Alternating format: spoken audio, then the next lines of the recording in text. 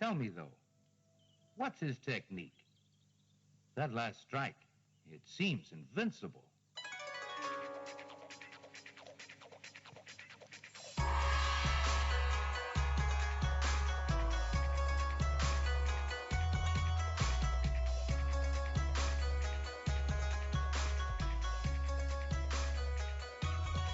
Hello and welcome to Sons of the Dragon, the Immortal Iron Fist podcast. My name is Connor McKenna.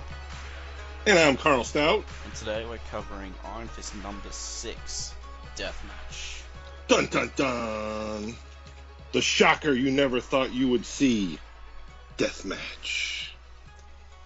The cover has UT looking in his jade prism. 100-sided die. Yep. And Colleen and Danny are fighting. Colleen's trying to stab Danny with some weapon. Danny, as always, has the Iron Fist activated. And UT is saying, search for your beloved Colleen Wing for months, Iron Fist, and now that you found her, one of you must die. So, yeah. So it's a very green cover this month. Very green. It's a good cover, though. And the so green that it turned the UPC code yellow. Yes. So, Chris Claremont wrote this one. John Byrne was the artist. F. Chiaramonte was the inker. Karen Mantlo was the letterer and colorist. And Marv Wolfman was the editor. So, we start off in the Gerard Aldin in Halwan, Saturday, 1st of May, 1976, as Iron Fist descends from the sky to knock out a guard who is daydreaming about his female companion back in the town. Yes. And he should be thankful he's still alive as Iron Fist lands on his spine. With a loaf of French bread strapped to his back. Yes. It's probably really stale, so could kill people with it. And of course, like all things on the next page, we're greeted with two guards playing poker, Yep. for some reason saying, "Hey up!" That noise from outside, it sounded like someone falling. And Ortega is too good a soldier to trip over his own feet. Says the guys playing poker on guard. Right, as they grab for their guns and head for the door. And then we see Iron Fist in the shadow contemplating, damn it, this is supposed to be a silent assault. Yeah, he probably should have thought of that before he just crashed into someone head first. Yeah, that's probably the loudest sneak attack he could have done. Yeah. Anyway, spoiler alert, he beats them up. Nobody can move that fast, and he moves and disarms him before he can even get off a shot, then delivers an uppercut, katow, and knocks the guard out. Oh, and the other guard is knocked out from a previous blow, because everything happened so fast. Then he's got a classic smirky look on his face. Yeah, he's pretty satisfied. And although his inner thinking, he's saying, if there was another one or two, he might not have been so lucky. And more of his philosophical inner monologuing, as he does. So he moves on and has a flashback, but he doesn't get knocked in the head. I'm starting to miss that. Oh, and he looks like he's going through Dr. Doom's castle. Yes, big time. Gothic and stuff. He's thankful he's inside the Master's fortress and that he's still alive. And let's also bring up the fact that I believe it's about to be mentioned here that another month has passed since the last issue. Yep. He's taking his time. So, yeah, the flashback comes to our favorite, Alan. Well, he's better than Raphael's scarf, at least. He's useless. This guy is again saying, we're friends. That's what friends are for. Yeah. And then he says, and we are friends, Daniel Rand, be sure of that. This guy is really weird. Maybe he's into Danny. He's gonna look him up back in New York. Yeah, and he's You'll like, be finding I'll me do it. camped I'll out on your seriously look you doorstep. up. And Danny's like, yep, fair enough. And, well, Alan Thanks for probably... putting up with me for the last month. Take care, Alan. And then he gets on the private jet that was waiting for him. Oh, yeah, this is where it gets, well, weird. So, he's greeted by Misty. Well, it's a surprise. And He's she greeted goes, by Misty. Lord above, will you look at what the cat drug in? Not much of a hero, is he? Huh? she says, disappointed? And I say, yes. I was hoping it would be someone else. I can taste your hate. Yeah. She looks really weird there, actually. Her head looks way too big. Yeah. It looks... A pinch out of proportion. Yeah. So... You were expecting Modesty Blaze? Who? No. It's just that... All right, now, who is Modesty Blaze? I didn't look it up. Is she another hero, or was that like a go-go dancer at the time or something? I'll look it up now, but I'm guessing it's Johnny Blaze's long-lost cousin. Tying in with Ghost Rider. Who's also a super... Everything ties back to Ghost Rider. Yeah, everything does. Everything. People just don't aware of that. So then Danny is like, well, you were in the hospital and you wouldn't let me see you. No, I got to get a converter for the power station. Oh, wait, that's a different whiny blonde. Okay, so she's... And he brings up the arm, which apparently is a sore subject, which causes her to have a flashback of her being a young cop on the beat, looks like in a bank, and somebody throws a bomb, and she catches it with her right hand, and it goes off. And then we flash back to her grabbing her own arm, her robotic arm. And she's like, Danny boy, you've got a knack for sticking your foot in your mouth. And he's like, Misty, let it ride, kid. It's none of your business what happened to me. And then we have the dun-dun-dun, ahem. If I might intrude, Miss Knight and Mr. Rand. So, just interrupting for... Might I intrude... Yeah, might I... intrude, Mr. Scout? I found Modesty Blaze. She was, it's a British comic strip that ran from 1963 to 2002. It follows an exceptional young woman with many talents and a criminal past, and a trusty sidekick, Willie Garvin. So you learn something new every day. Yeah, well, I mean, at least it's not like that elevator reference, which is just too much of an inside joke that it was just nowhere to be found. Yes, big time. So... And now we're introduced to a character that, when we see this person in live action, will actually be a female. Who's also a lesbian. So, like, they're pretty far from this guy, but, well, who cares, really? Oh, they've made her a lesbian also? You know this? Have you not watched Jessica Jones? No, I have not.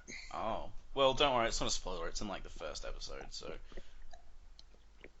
Excellent. Yeah, so they could make the character female, but they couldn't take the still likes women out. Yeah. What a stretch, Marvel. What a stretch. So yeah, this is Jan Hogarth, who's probably less of a jerk than the show version, but he's still a bit of a jerk. He is the owner of this aircraft that Danny hopped onto, and so that makes me think, like, did he just walk onto this private jet? Yeah. Get onto the wrong jet? But he was told to. Oh, okay. No. Because they were seeing him off. He goes into the jet, and then there's just, like, every single person in this jet he did not expect to be there. Right. Yeah. So, Jan Hogarth was Danny's now, father's friend. technically, does he own the jet, or does Danny own the jet? I have no idea. Probably the former. No, latter. No, latter, because he specifically says he's the owner of the aircraft. So, Mr. Hogarth owns the jet. And he quickly says that he was a friend of Danny's father. Yeah. And that he is actually his lawyer, which makes him Danny's lawyer, And the fact that he has a huge inheritance, which Danny apparently knew nothing about, and that the Rands still owned 55% of Rand Meacham. And at this time in 1976, that put him at $250 million. And Jan also reveals that he's had Danny under constant surveillance. Now, I'm just going to detour for a second here. So, okay, so Jan's like, let this woman attend to your needs, like this beautiful woman, and you think it's going to be something weird, and then Danny's like, oh, just cut my hair. Just gets a haircut, and he looks outraged mid-haircut that Jan's been having him followed. You what? I kept an eye on you, boy. I had to verify that you were truly the son of Randall and Heather Rand. And Colleen and Misty were both in on this, since they were working. And this was the mysterious fat man, the two cops or private eyes with the funky car with all the surveillance equipment in the dashboard from the first episode we met Angar. Yeah. They were trailing him, and they led to a bad demise. So they reveal that Misty and Jan, they've discovered where Colleen is. They don't really explain how, which is a bit of a shame considering they've been going to such lengths to try and find her. It's like, oh, we found her, but anything to move the plot along, I guess. So Danny's gonna parachute down. Parasail, whatever. Who cares? Big, stupid, gay butterfly thing that he's riding. Hey, that's straight out of G.I. Joe. I don't recant my statement.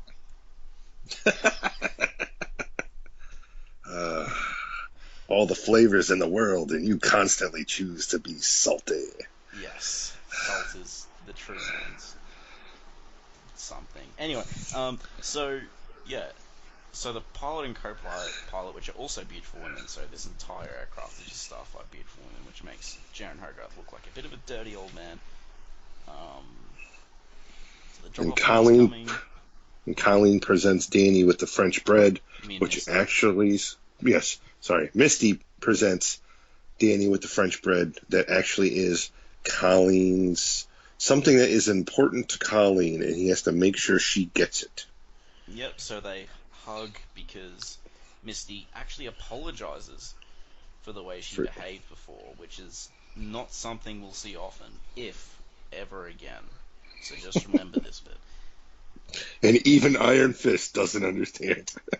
He's like, what? I don't understand. What's to understand? I'm wishing you luck, that's all. What are these human feelings? Coming from you. It's the one thing I really hope they keep for the show is just Danny being super out of touch with, like, they have to act.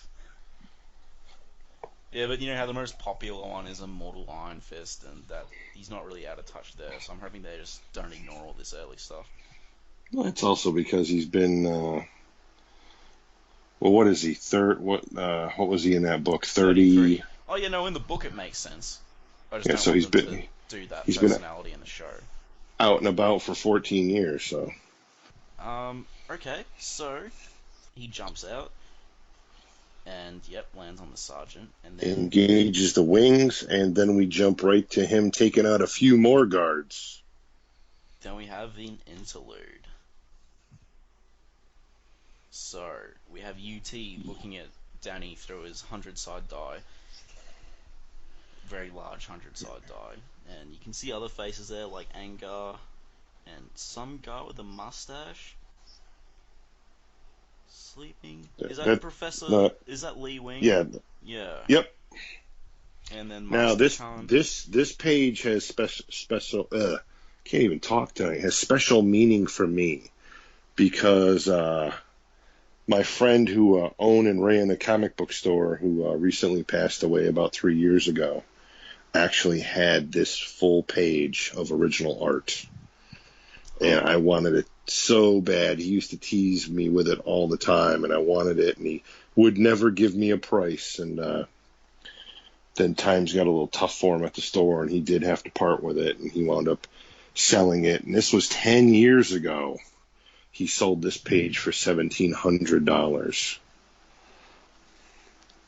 Wow. So, Do you know but where it is? I have no idea where it is, but I've held this actual page of original art in my hand. So, like, the whole page? Or just the, yeah. No, whole page. Cool.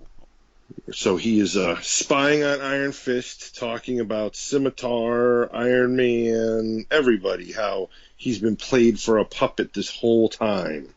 And he could have warned him and saved him, but I will not. And then, boom, the doors crash open like, dare I say, thunder. And Lei Kung, the Thunderer, would have words with the Dragon Lord. Liu King, you dare disturb me. My study. I don't even know how to pronounce that other word. Forbidden to all. I don't know. And so saucy croissant. Lei Kung's pissed off because apparently everyone in Kunlun's been gossiping with rumors about how UT's spying on Iron Fist on Earth with the crystal. Which apparently is a big no-no. Because apparently it leaves them open to Herlithi plant people attack. And UT's like, speak not to me of laws. You whose son... Because I am the law.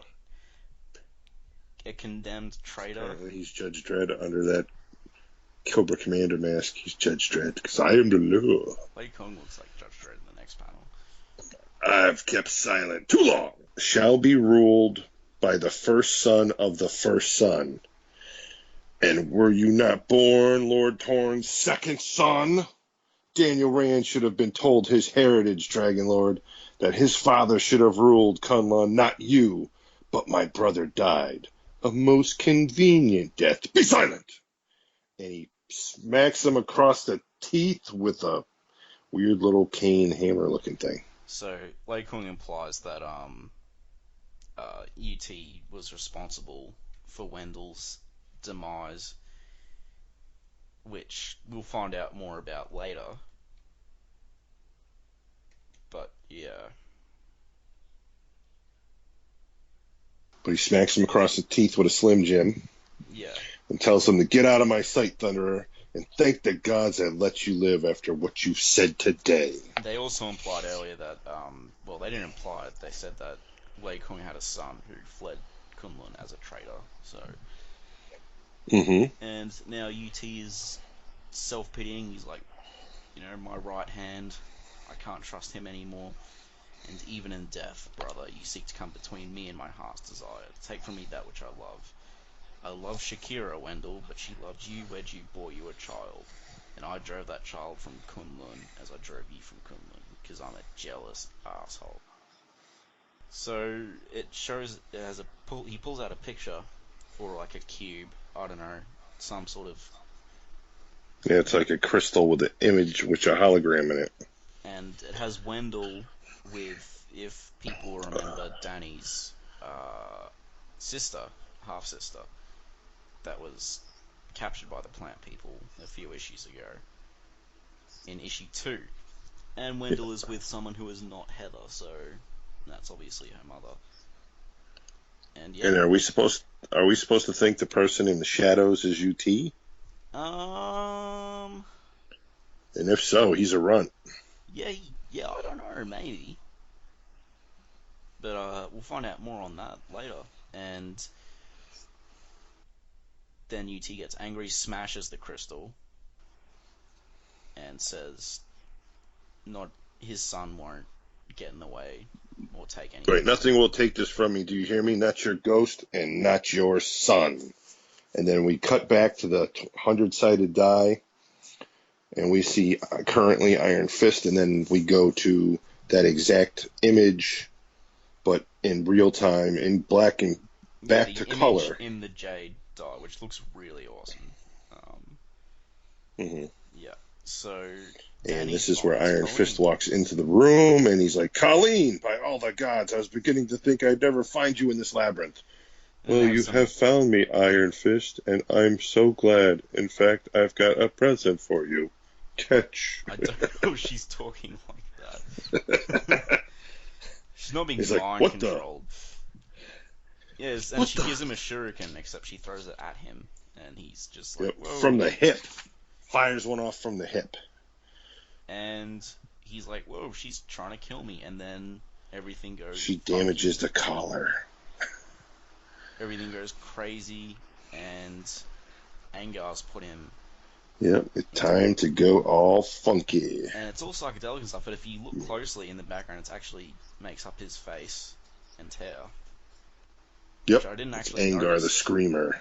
I didn't actually notice the first time I read through it, so. But yep, so he's saying the lucky ones go mad and the unlucky ones remember these visions. So Iron Fist is sort of fighting in this weird skate, fighting Colleen. She's trying to kill him and he's holding back. Yep, and he's saying like up is down and down is up and left is right and right is left. And then Colleen calls him dog son of Kunlun and that she's going to enjoy killing him. So she pulls out her Naginata or something. I don't know how to pronounce that. I'm sure a lot of our listeners do, but not me. I think you just nailed it. Yeah, Naginata. Oh, okay. But this is the same. This is the exact weapon that's on the cover. And so she's full on attacking him, and then she pulls out the triple staff. No. You missed one. Oh well, the Sai as well. Yeah. He parries the blow of the Naginata, then goes to like attack her with his other hand, and she out of nowhere pulls a Sai out and catches his hand on the Sai, and then apparently lets go of the Naginata and pulls out a 3-sectional nunchuck and cracks him across the head with her other hand, while the Sai is still stuck to his wrist. So then she starts taunting him. And then the 3-sectional nunchucks become normal nunchucks, and she's swinging them around. So I have to wonder, is the whole Angar the Screamer thing being... I just think it's an artist mistake. Because then it goes right back to 3-sectional again. I don't think it's like a deliberate implication or anything. I just think he probably doesn't know how the thing works. I don't know. It's probably just... Anyway, so she tells him to get on his feet, or is the idea of fighting for your life too much for you? Would you rather I execute you like the whipped cur that you truly are? And that, well, pisses Danny off, and he's just like, alright, I'm gonna kill you. Right, so he pretty much, he's in the process of summoning up the Iron Fist to put an end to this, and then has to resist it, going, oh wait, I can't kill her, I'm kinda here to save her. Yeah, if I killed her, that would be a bit of a step back. And then she throws like 5 shurikens at once. Where those come from, who knows? At his head again. And he's like, we were friends. And he also says beforehand, he's like, I could have killed you. You might want to stop. And he could still kill her, but she's acting like Misty, to be honest. So the 5 shurikens shred the left side of his collar as he ducks just in time. And then she's charging through the smoke with the broken top off the Naginata. So she's just got like the spear blade tip part. And he parries the blow and then grabs her by the side of the neck, spins around her, and puts her like in a... what the hell is the actual term for that move? You've got both arms pinned and your hands are behind the other person's head. I don't know. I'm sure there's a few. But then he decides to focus his Iron Fist as it's never been focused before. Take my force of will, my chi, my soul, and use it to bridge the gap from my mind into yours. And she's like, no! And then we have the coolest full-page panel of this issue. Yeah. A beginning, 2 apart, visions of lives separate, intertwined, collapsed in upon each other like a jumbled house of cards. Memories, thoughts, emotions, wants, needs, loves, hates, fears, secrets. All the myriad private things that make up 2 people's totally. All crash banging together. An instant of agony, of ecstasy, of sharing yin and yang, balance and chaos. Together, one ending. And pretty much the left-hand side we have of this We have Danny's head in the center at the top, followed by Colleen's head right below it, followed by two brains, like merging into one, Yeah. to one giant brain below it, and then we have the cool of the black outlines of Iron Fist's masks at the bottom of the page, but with Colleen's eyes in them. Yeah. And there's artwork down both sides, the left having pretty much to deal strictly with Danny, Yeah. and the right dealing with Colleen. And there we see, obviously, Colleen's mother's funeral, and she's very young. Yeah. And then we see Danny at the bottom of Colleen's as well. And we also see Danny at the bottom of Danny's, so... yeah. Yeah, no, it's a great full-page splash, and Iron Fist looks angry up the top. It's a great face. And also on the third panel, on the previous page, down the bottom, with Iron Fist is, like, grunting. Looks like a skeleton. A little, yeah. Yeah, just thought I'd point that out. I could do Just another like Ghost Rider reference, but, well... And so it works. The whatever he did, broken only by the sound of two children weeping. Colleen, oh God, Colleen, I'm sorry. So she's like totally wiped out. Yeah. Angar's hold seems to be broken off of both of them, but I don't know where Angar is at this time. And Danny's sort of like, what have I done? It's... Heartbeats racing almost too fast to count. Feel flushed, sweating, system overloaded. Like, he could have even killed her with that. Could have killed both of them, him and her. That's true.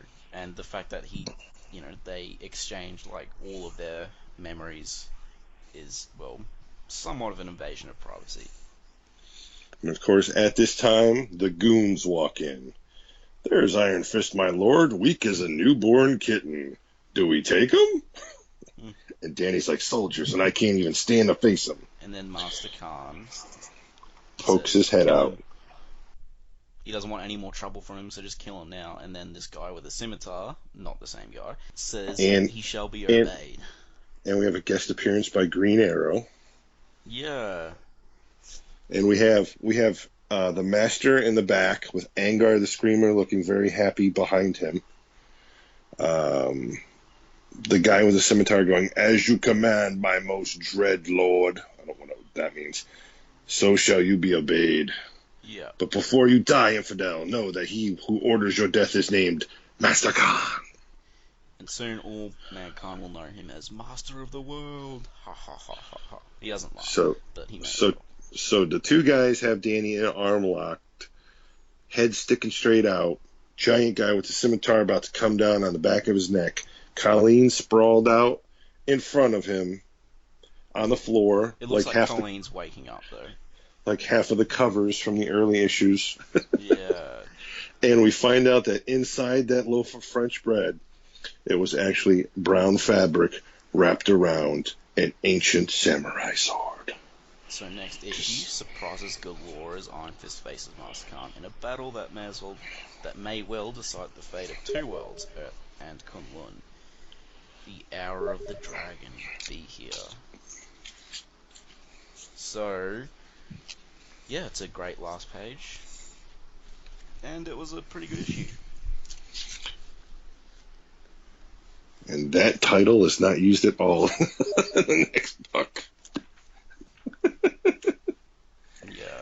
It definitely went quick. It was a very fast issue, it seemed. Yeah. And that's just how fast we covered it. It just goes quick. Yeah. It was a good issue, though.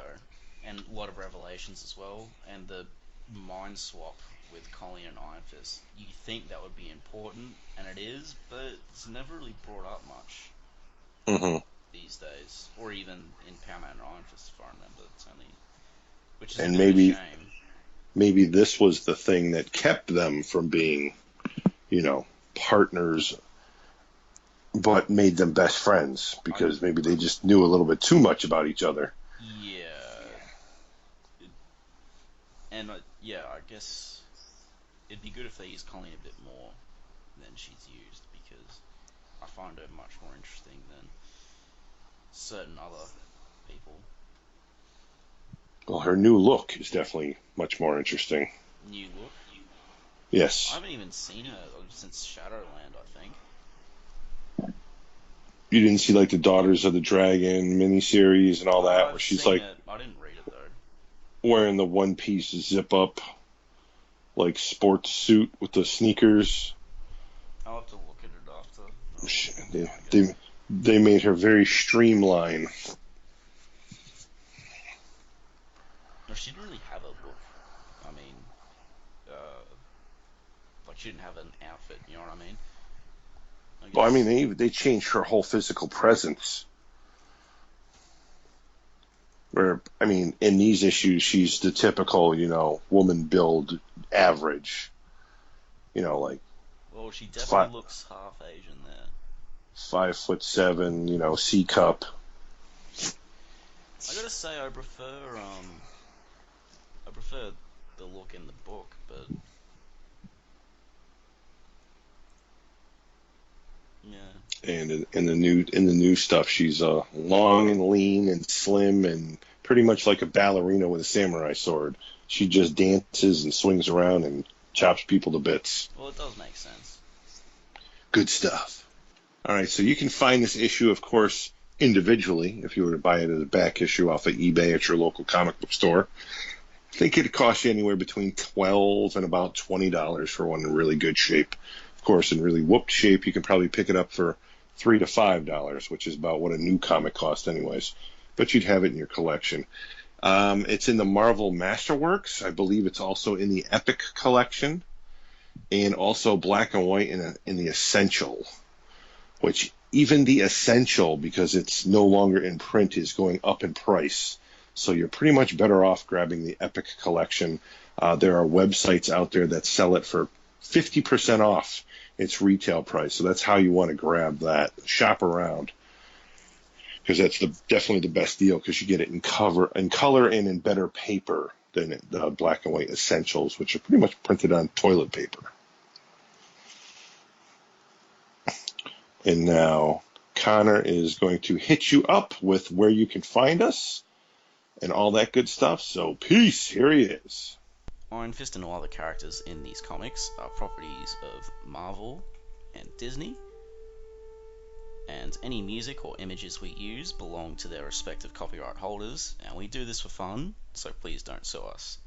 You can contact us at sonsofthedragonpodcast@gmail.com. Just send us mail, comments, thoughts, send us anything you want really, even if it's not about Iron Fist. And if you don't want it read out on the air, just mention that. You can also reach us at Facebook, the Immortal Iron Fist Podcast, Sons of the Dragon, our Twitter, at Iron Fist Podcast, our SoundCloud, soundcloud.com/Sons of the Dragon with hyphens where the spaces are, our YouTube, Connor Karl, just search Iron Fist Podcast on YouTube and you'll find us real quick. And then there's our WordPress, Sons of the Dragon, the Immortal Iron Fist Podcast.wordpress.com.